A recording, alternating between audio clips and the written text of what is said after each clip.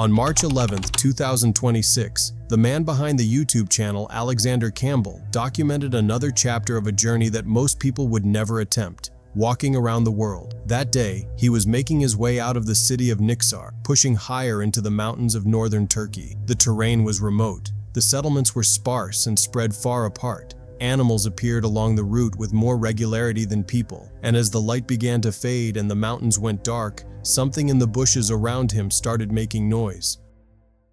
There's something in those bushes for sure. I've heard some weird noises. Like, maybe it's pigs.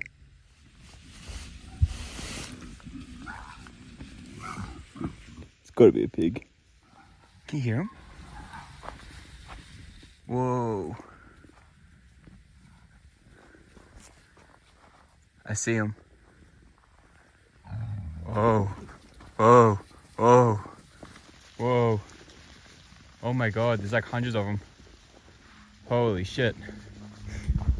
That was crazy. There must have been like a good 20 or 30 of them. They all ran away, but I can still hear some of them rustling around. He wasn't sure what he was hearing at first. Then the forest gave him his answer. A large group of wild boars erupting from the undergrowth and scattering in every direction. Startling, sudden, and over almost as quickly as it began. But the real danger was still ahead. The following day, moving through isolated villages, Alexander encountered something that locals in these mountains consistently warn travelers about: shepherd dogs. It looks empty. I take it back, we've got two doggies coming. Oh, they're cute. They're very cute. Hey guys, how you doing? Oh, you're gorgeous, aren't you? Yeah, you're so cute. You're so cute. Hello. Hello. Hello. Oh, there's even more of you. 1, 2, 3, 4, 5, 6. Some were friendly, tails wagging, happy to be acknowledged. Alexander moved through without incident. Then he entered another village, and without any warning, the dynamic changed completely. Buddy.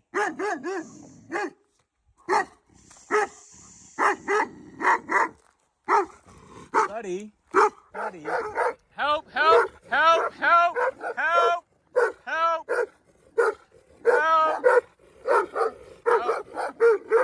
guys, help, help, help, help, help, help.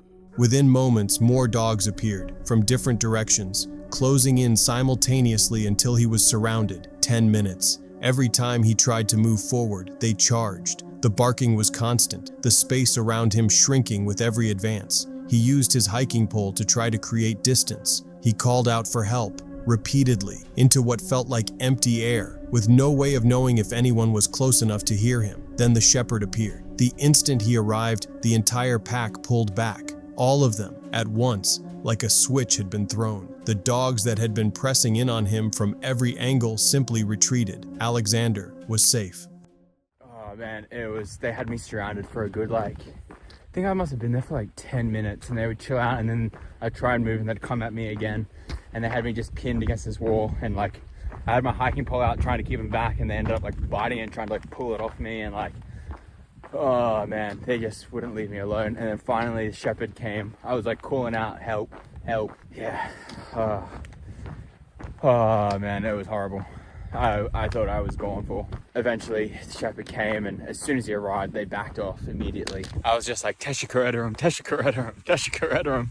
Which is just thank you, thank you, thank you.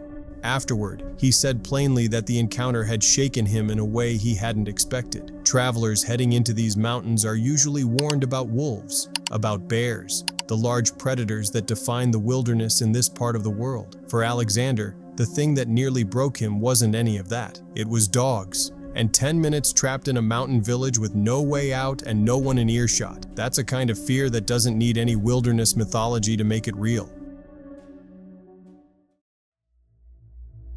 On September 3rd, 2025, the channel Sort of Interesting uploaded what started as a quiet solo camping trip and became something considerably harder to shake. Daniel Brown documents wild camping, stealth setups, and simple outdoor living. Peaceful nights in remote places, kept minimal on purpose. That's the foundation of his content. This night didn't stay peaceful. He found a spot hidden enough to go unnoticed. Bivy bag, ground sheet, and the bare essentials keeping him low to the ground. From inside, he was almost invisible, but small things felt off from early on. The area wasn't as isolated as he'd hoped. Moving through the grass, he came face to face with a dog walker, an unexpected reminder that he wasn't as alone as the darkness suggested. Eventually, the surroundings settled. He got into the bivvy, the night grew quieter, and a light drizzle began to fall. From the inside of the bag, it was almost serene. Then something shifted, a faint light in the distance, a small flash, a glow, barely there, easy to dismiss. He tried, but then came the footsteps. I might be going absolutely mad here. I swear there's been like a firefly. I'm gonna shut up.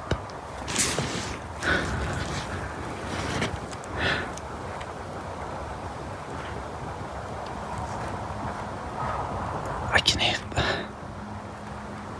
I think I can hear footsteps.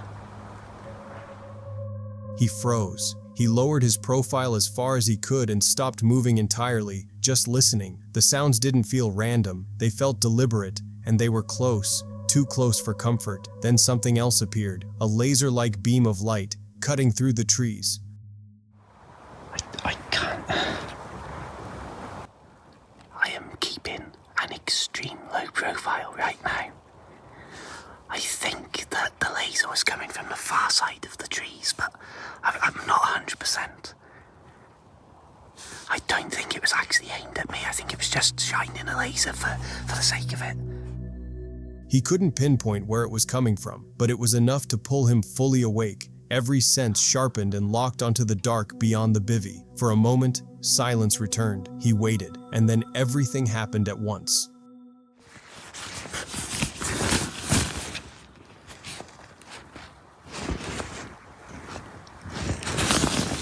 There's a dog in here!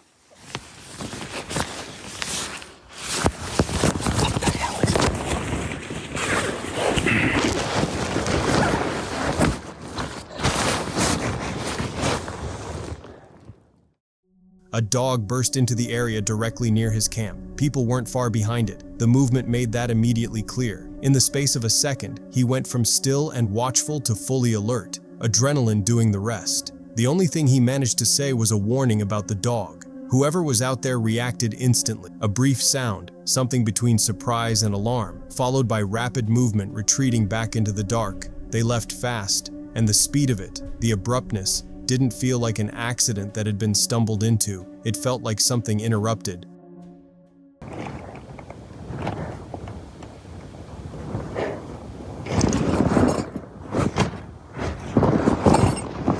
They've stolen my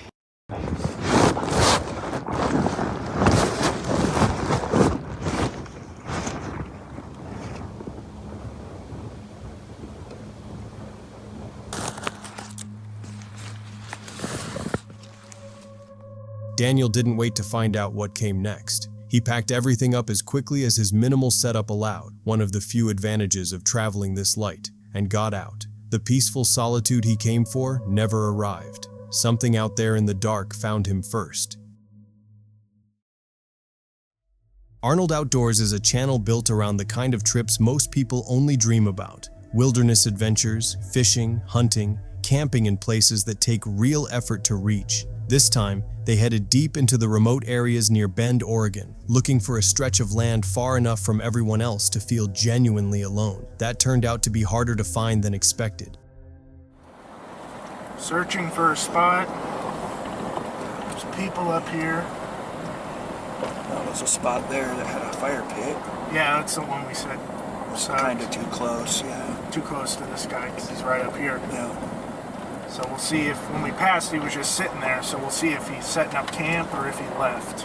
Yeah. That's the big if. And if he left, that's home sweet home for the night, most likely. And if he stayed, then there's another spot back down towards China Yeah. that we're going to stay at. Because I feel that's far enough away to Yeah. feel safe. For me. Yeah. So, we're in the middle of flipping nowhere. You can't even see nothing. You can see the glow of Bend, I think, back I don't that think way. it comes through on the camera, but over there you can see the glow of Bend. Yeah. And over there you can see one lone little, or Yeah. two actually. Yeah, you can't That see looks shit. like fire to me. Yeah. Maybe a fire 2 or Possibly. 3 miles off and another little light way off. But yeah, there, we're not going to know what this place even looks like till tomorrow, so. They thought they'd found the right spot. They hadn't. All right, so we got to leave. There's creepy-ass people with red headlamps coming towards us out of the woods. Well, here's what happened. About 400 yards off. No, not even. Like 300. Yeah, 300 yards. And once we parked, back up a little. That's what I'm doing, man. They separated from each other. Well, let's start from the beginning. Yeah. There's 2 people with red headlamps on and 2 people with bright headlamps on. Yeah. And you can see them moving. We can see silhouettes against the moonshine. Yep. With what little bit of lights out here. And you can tell by the way they were bobbing that it was clearly people. And they were walking towards us. And it's the kind of red headlamps That you can't see very well. You can't see very well. But you can spot critters and stuff. I don't Yeah, know. and, Too creepy for me, man. And they were splitting up and heading down towards us. So no, Yeah. we're out of here. We'll find somewhere else. So Yeah, they were spreading out and heading Yep. towards us. Oh, It was yeah. pretty freaky. They pulled back, found another location further in, and started over. Camp went up. A quick meal was cooked. By the fire, for a little while, things finally felt like what they were supposed to be. That didn't last. We're about 17 miles from Bend, about 7 miles from Paulina Lake, and just with those 2 descriptions, if you drew a couple of circles, you could probably pinpoint our location. If you have the time. But that's roughly where we are. Out in the middle of nowhere. Yeah, kinda.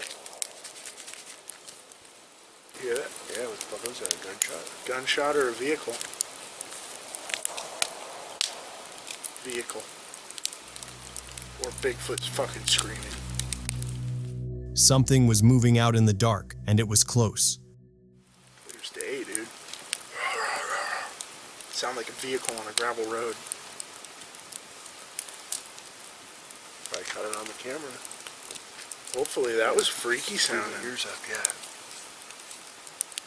Twice, loud as hell. Almost sound like gunshots. It did almost sound like gunshots echoing.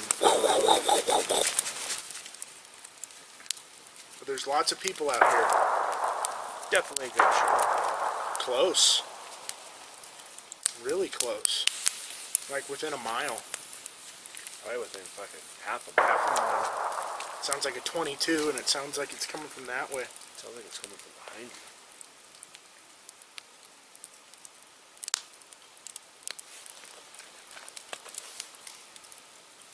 It's 11:30. Someone must be going to bed. Shooting guns off before they go to bed or something. Scare all the coyotes off. Sounded like a 22 to me. Kinda, yeah. Cracky, snappy. Or a handgun. Yeah. Might have been a 9. Yeah, but, yeah, maybe. Just seemed too snappy. It's really close, though. Like, Yeah, normally I would answer, but yeah.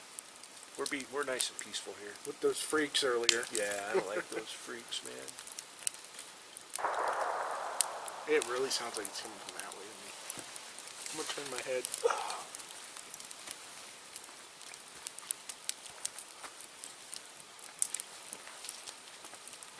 I'm not gonna shoot unless I show you. 1022. Hang on. I feel like we should at least once. Yeah. Just one shot. So they can't pinpoint us, but they know we're here. You know what I mean? I'll shoot Maggie. Oh, you got an extra round? Don't shoot I have one extra silver tip. No, don't do that. Vehicle. It sounds like they're moving. Let's turn that off. Yeah, go. Yeah. You want to You get got it? it. You can do it. Yeah, that sounded like a vehicle.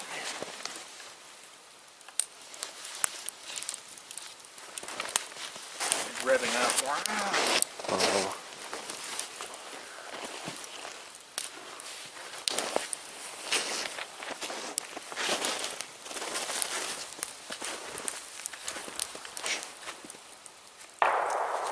They're right fucking there, dude. They're like driving around shooting. Hooting and hollering and shooting. It's teenagers hooting and hollering. Kill the lights. Kill the fucking lights, man. They might shoot at us. Kill it and Get low, for real.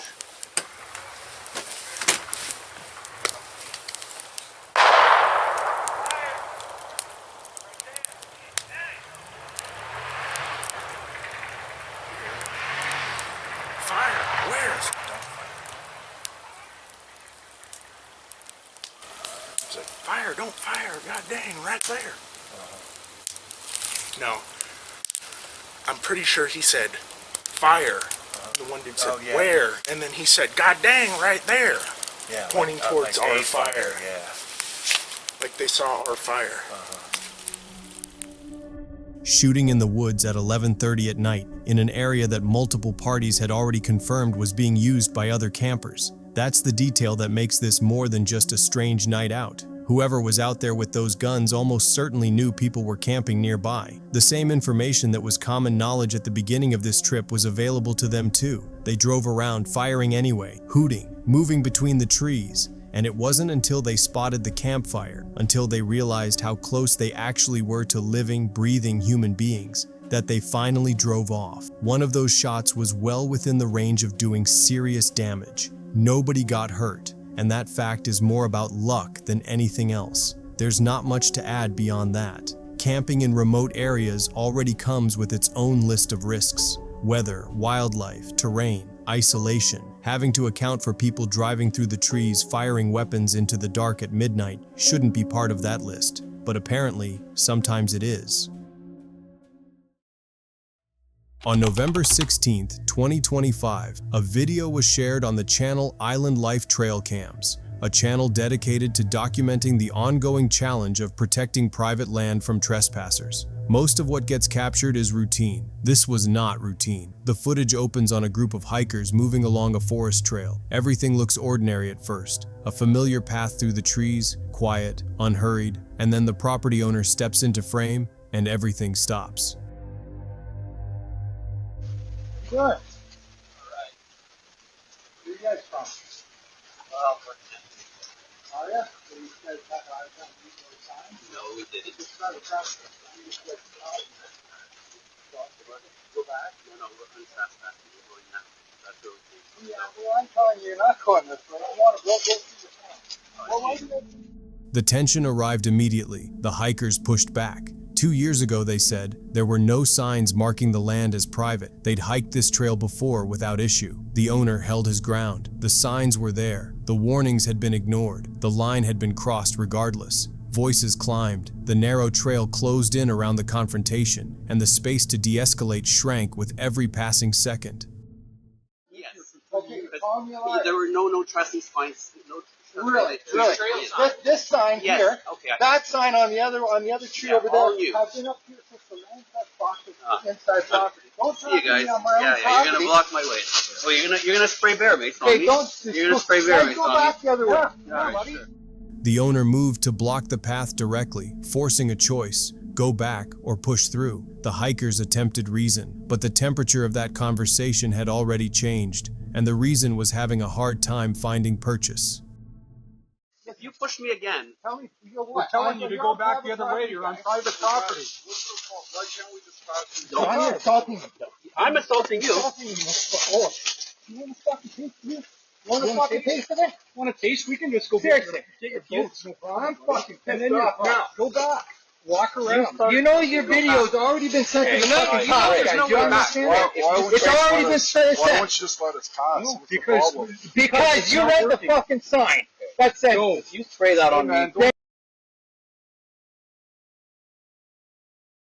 Between the trail and the pond, then. If it's the same. This is my property. It's not part That's of a the land trail. trust property.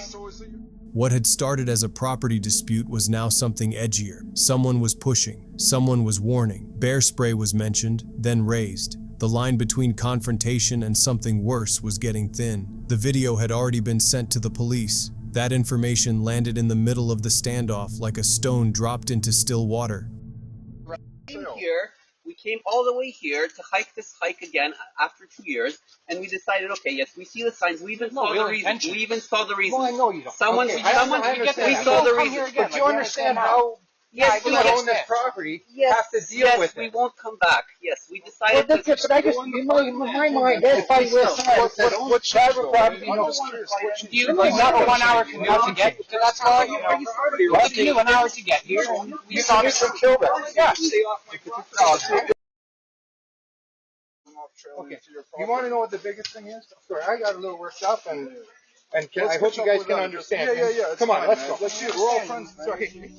Slowly, reluctantly, the group came to an agreement. They would leave. They would not come back. The confrontation was over, but the residue of it, the raised voices, the proximity, the moment where everything balanced on a single wrong move that didn't dissolve just because people started walking away. What was supposed to be a simple hike back to a trail they remembered had turned into something none of them were prepared for, and it was all caught on camera.